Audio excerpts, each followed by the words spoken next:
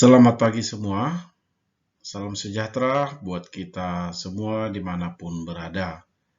Dan Bapak juga menyampaikan selamat tahun baru untuk kita semua. Semoga di tahun 2021 ini, apa yang kita rencanakan, apa yang kita impikan, maka dapat terwujud.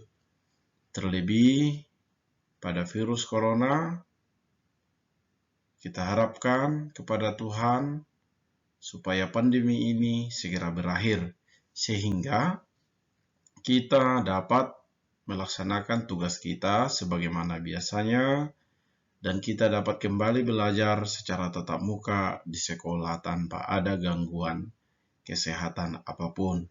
Itulah harapan kita di tahun 2021 ini. Baiklah anak-anak, pada pertemuan yang pertama ini, pada bab 1, kita akan membahas tentang materi pewarisan sifat atau genetika di kelas 9 bersama saya, Bapak M. Tarihorang. Baik anak-anak, yang pertama kita bahas di sini adalah pengertian genetika. Baik, sebelum kita bahas apa yang dimaksud dengan genetika ini, Bapak mau menyampaikan sesuatu. Pernah nggak anak-anak bercermin? Ketika kita bercermin, maka kita mengamati wajah kita. Maka kita mengamati postur badan kita di cermin tersebut. Nah, yang menjadi pertanyaan, apakah wajah kita lebih mirip kepada ayahkah atau kepada ibu? Atau mungkin saja bentuk rambut kita atau warna kulit kita apakah memiliki kemiripan kepada saudara-saudara kita yang ada di rumah ya? Atau mungkin kepada kakak atau kepada adik. Nah, kenapa terjadi hal tersebut? Karena memang di dalam tubuh kita itu terdapat sifat-sifat atau faktor hereditas yang dapat diwariskan dari sifat induk atau dari sifat orang tua kepada generasinya atau kepada anak-anaknya atau kepada keturunannya. Itulah sebabnya kita bisa memiliki ciri-ciri yang sama dengan mama, ibu, atau mungkin dengan ayah. Atau mungkin saja juga wajah kita atau ciri-ciri tubuh kita berasal dari perpaduan kedua ciri-ciri antara bapak maupun dengan ibu. Itu ya.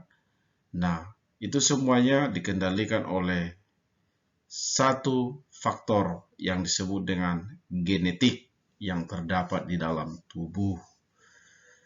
Nah, semua itu yang Bapak sebutkan tadi adalah ciri-ciri yang dapat dilihat ya.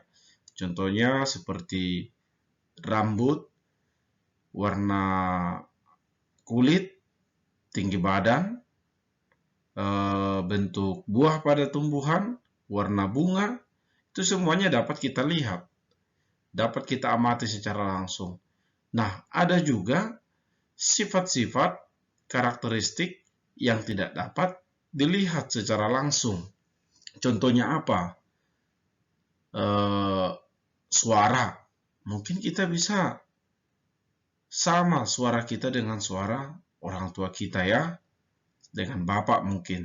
Atau mungkin saja juga dengan ibu. Nah, apalagi selain dari situ? Golongan darah. Itu juga merupakan salah satu sifat anatomis yang dapat diturunkan atau diwariskan dari induk atau dari ayah ke anaknya. Kemudian kecerdasan. Itu semuanya adalah salah satu sifat-sifat keturunan atau yang disebut dengan faktor hereditas. Nah, apakah yang dimaksud dengan genetika? Kita masuk sekarang ke materi ya. Apa itu yang dimaksud dengan genetika? Pengertian genetika adalah suatu pewarisan sifat dari induk atau parental ke keturunannya, ke anaknya, yang disebut dengan filial. Sifat-sifat yang dapat diwariskan pada makhluk hidup disebut sebagai faktor hereditas. Faktor-faktor hereditas yang dapat ditemukan di dalam tubuh makhluk hidup diantaranya, tadi sudah Bapak singgung sedikit tentang itu. Misalnya warna kulit, tinggi badan, bentuk buah pada tumbuhan, warna rambut, bentuk rambut, warna bunga juga pada tumbuhan, dan masih banyak lagi contoh-contoh lain yang dapat kita amati sebagai faktor hereditas yang ada di dalam tubuh makhluk hidup. Materi genetik dari ayah dan ibu akan bergabung di dalam proses fertilisasi atau pembuahan. Proses pembuahan sudah pernah kita bahas ya di materi tentang sistem reproduksi ketika semester 1 tempo hari ya. Mungkin anak-anak masih paham itu. Pembuahan adalah proses peleburan sel sperma dengan sel ovum yang menghasilkan satu sel zigot. Nah, sel zigot ini merupakan penggabungan dua gen yang berasal dari gen ayah dan gen ibu. Nah, kedua gen ini nanti akan saling berkompetisi ya untuk saling mendominasi satu sama lain. Salah satu yang mendominasi itulah yang disebut dengan gen yang tampak atau gen yang menang. Sedangkan gen yang tertutup itu disebut dengan gen resesif, ditutupi oleh gen dominannya. Nah, ketika gen ayah yang dominan, maka kita akan lebih memiliki ciri-ciri yang sama kepada ayah. Dan sebaliknya, jika gen ibu yang menang, yang mendominasi, maka ciri yang ada di dalam tubuh kita itu akan didominasi oleh ciri yang berasal dari ibu. Bukan berarti gen ayah atau gen ibu tidak ada, tetap ada. Tetapi ada yang menutupi dan ada yang ditutupi atau saling muncul kedua gen tersebut. Sehingga kita memiliki ciri ya perpaduan dari antara ayah maupun ibu. Begitu ya. Jadi kita lanjutkan. Karena adanya penggabungan materi genetik inilah, maka pada diri kita muncul karakteristik yang mirip dengan ayah maupun karakteristik yang mirip dengan ibu. Atau juga penggabungan kedua karakteristik yang berasal dari kedua orang tua kita. Baik anak-anak, itulah sedikit tentang definisi atau pengertian dari genetik. Nah, sekarang kita bahas dulu sedikit proses perkembangan atau sejarah perkembangan genetik. Maka ilmu genetik itu bisa kita kenal, bisa kita pahami hingga saat ini ya. Nah, ilmu genetika pertama kali dikembangkan oleh seorang ilmuwan yang bernama John Gregor Mendel pada tahun 1822 hingga tahun 1884.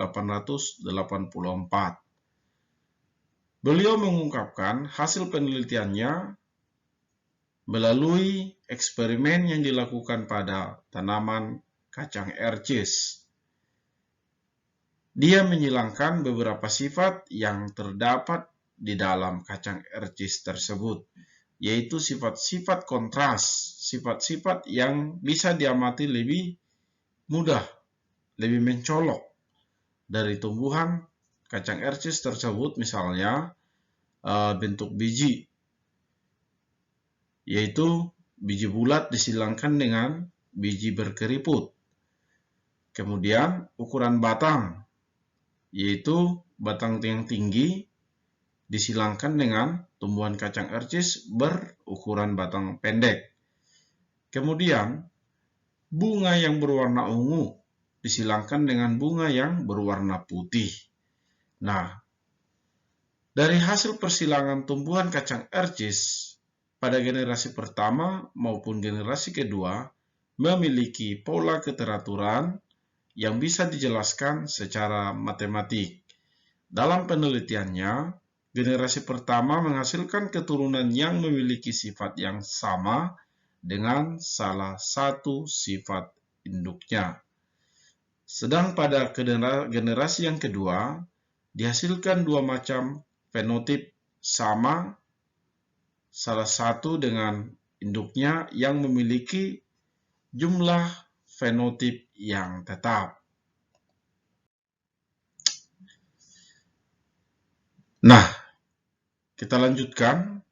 Tadi sudah kita bahas ilmu genetika itu pertama sekali dikembangkan oleh John Gregor Mendel atau yang disebut juga dengan panggilan Mendel, ya. Nah, kita lanjut. Apa sajakah yang terdapat di dalam pewarisan sifat tersebut? Apa yang mengendalikan sifat-sifat genetik yang ada di dalam tubuh kita ini? Nah, pada bagian ini kita akan membahas tentang materi genetik. Materi genetik inilah yang bertanggung jawab terhadap sifat-sifat atau faktor-faktor hereditas yang terdapat di dalam tubuh makhluk hidup itu. Nah, materi genetik terdiri atas gen dan hormon. Apa yang dimaksud dengan gen? Mungkin di kelas 7 sudah pernah kita bahas ini tentang gen ini, kemudian di kelas 8 juga. Nah, saat ini kita ulang kembali ya, kita perdalam sedikit. Gen ialah suatu substansi kimia yang terdapat di dalam kromosom dan bertanggung jawab terhadap pewarisan sifat pada organisme makhluk hidup. Perhatikan gambar yang ada di slide pada monitor handphonemu atau komputer Anda. Nah, di situ ada untaian gen, ya, untaian gen. Dia memiliki bentuk seperti benang-benang yang dirajut, ya. Nah, inilah yang disebut dengan gen. Gen ini terdapat di dalam kromosom. Untaian-untaian gen ini akan bersatu membentuk suatu kromosom yang terdapat di dalam inti sel. Nah, jadi sebenarnya antara gen dan kromosom itu berada pada satu ikatan yang sama ya. Tetapi kalau kromosom itu merupakan kumpulan dari untaian-untaian gen. Sedangkan gen itu adalah satu benang kromatin ya, satu benang kromatin yang berbentuk seperti rajutan-rajutan benang. Nah, kira-kira demikian bentuknya. Fungsi gen antara lain sebagai berikut. Yang pertama adalah mengatur perkembangan dan metabolisme pada individu makhluk hidup. Kemudian, menyampaikan informasi genetik dari satu generasi ke generasi berikutnya. Yang ketiga, sebagai jarah atau partikel tersendiri yang terdapat di dalam kromosom. Jadi itulah yang dimaksud dengan gen dan fungsinya. Kemudian kita bahas tentang kromosom. Ya, tetapi perlu juga kita pahami kembali ya, saya sampaikan kembali bahwa gen itu terdapat di dalam kromosom dan menempati tempat-tempat tertentu, yaitu di dalam lokus-lokus kromosom. Atau tadi sudah Bapak sebutkan tadi bahwa gen itu berada di dalam untaian-untaian yang disebut dengan benang-benang kromatin yang membentuk kromosom itu sendiri. Pada sel eukariotik, kromosom berada di dalam inti sel pada saat sel tidak sedang membelah, maka kromosom ini akan berbentuk seperti benang-benang halus yang disebut dengan benang-benang kromatin. Di dalam gen ini terdapat untayan-untayan. Itulah tadi, jadi antara gen, DNA, kromosom itu berada pada satu satuan yang sama ya. Itu tidak bisa dipisahkan antara gen, DNA, dan kromosom. Gen terdiri dari untayan-untayan DNA. DNA merupakan salah satu asam nukleat bersamaan dengan protein dan karbohidrat. DNA ini merupakan hasil dari sintesis protein yang terjadi di dalam ribosom, namun disimpan di dalam inti sel sehingga terbentuklah DNA. DNA atau asam deoksiribonukleat adalah kode genetik yang menjamin bahwa sel dari anak akan diwariskan atau akan mewarisi karakteristik yang sama yang berasal dari sel induknya. Selain itu, DNA juga mengandung semua pengkodean genetik yang digunakan untuk mengontrol fungsi, perilaku, dan juga pengembangan suatu organisme makhluk hidup. DNA juga bisa digunakan untuk perangkat atau penyimpanan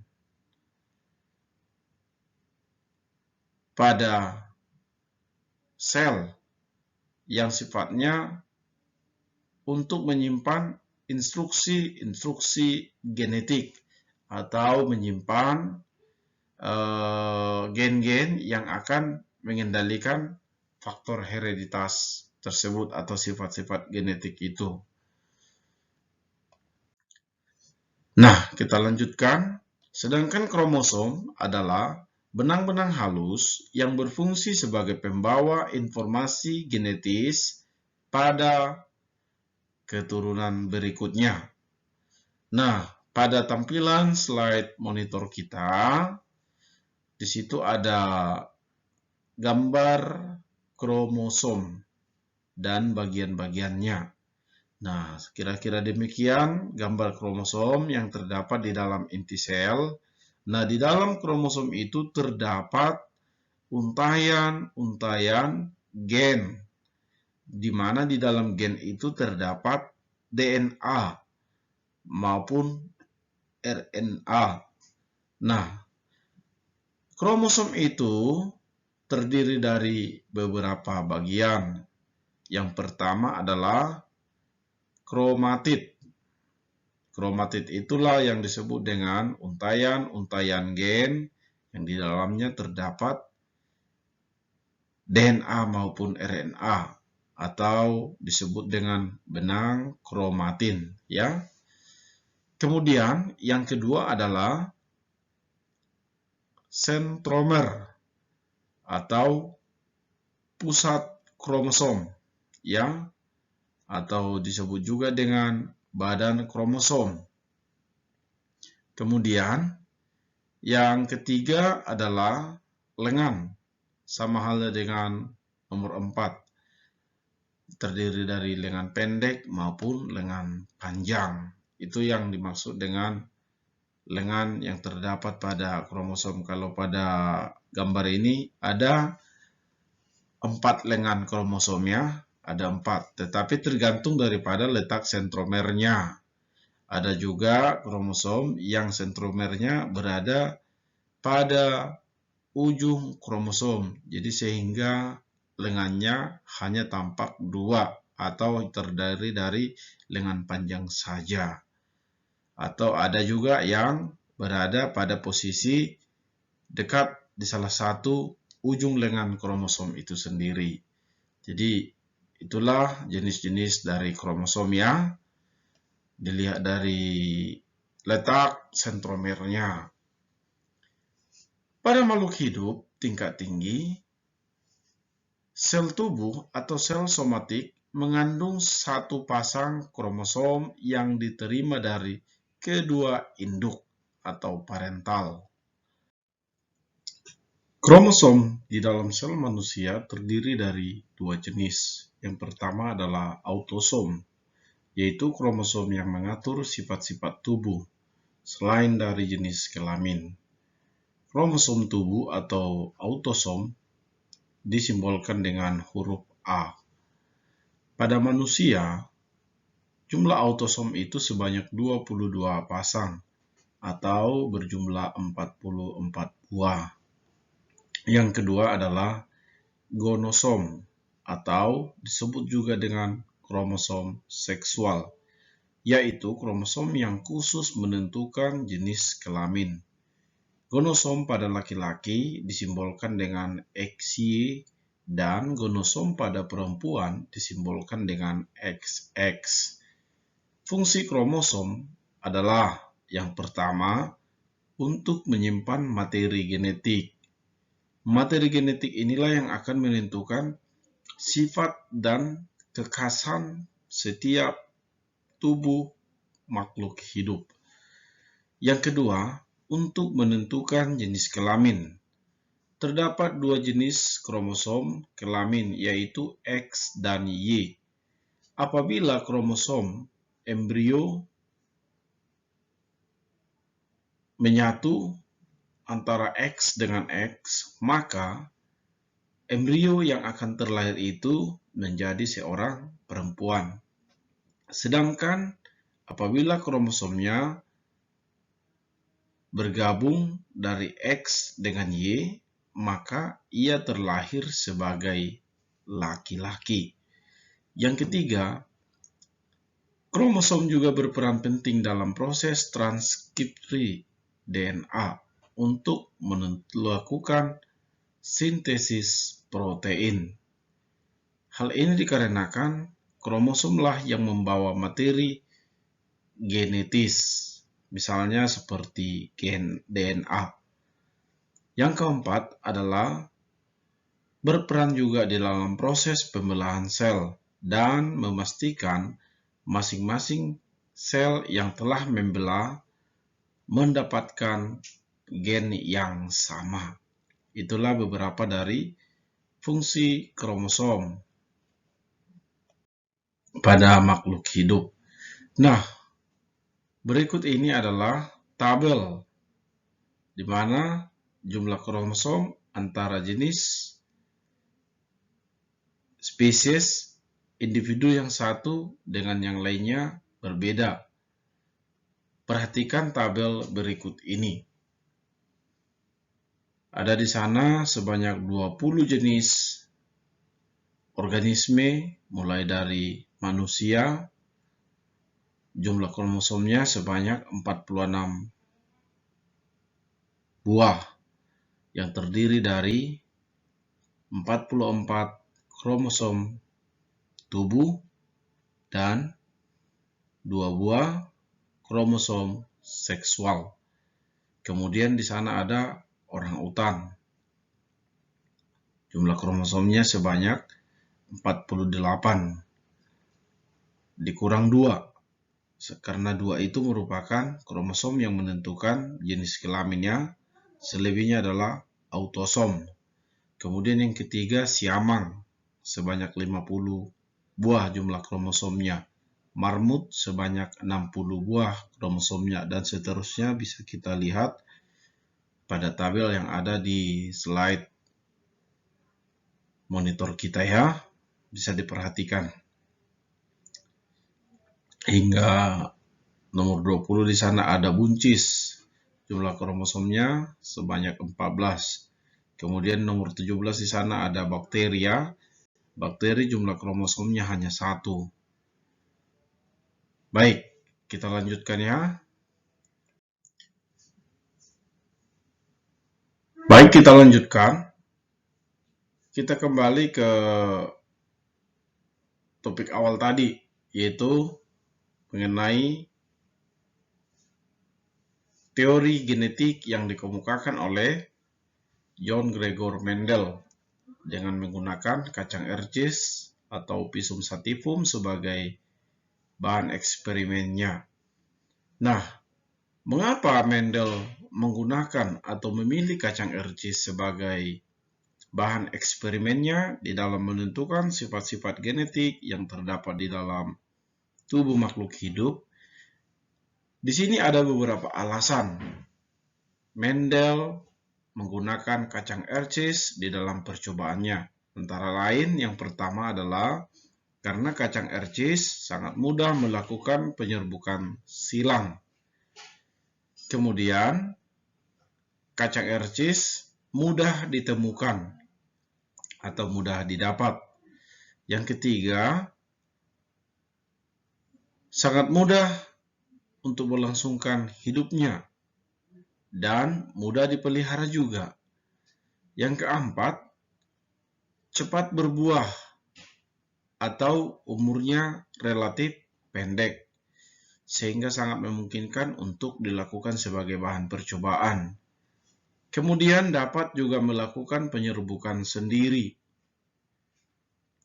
Dan terdapat jenis-jenis yang memiliki sifat yang berbeda atau kontras yang sangat mencolok antara sifat-sifat yang terdapat pada keturunannya.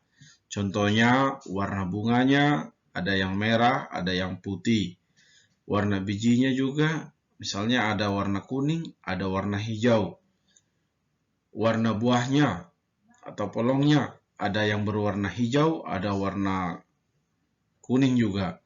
Bentuk bijinya ada yang berbentuk bulat dan ada juga yang berbentuk keriput.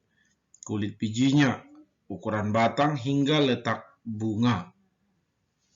Itulah alasan Mendel memilih kacang RC sebagai eksperimennya di dalam membuktikan teori genetik yang dikembangkannya sendiri. Dan teori itulah yang kita gunakan hingga sekarang. Baik, kita lanjutkan anak-anak. Di akhir dari pembelajaran kita ini terdapat 5 tugas sebagaimana biasa yang telah kita lakukan selama ini. Tugas-tugas ini kita kumpulkan pada waktu yang sudah kita tentukan selama ini dan kerjakan juga di double folio. Ya, demikian pembelajaran kita pada hari ini. Saya ucapkan sekian dan terima kasih.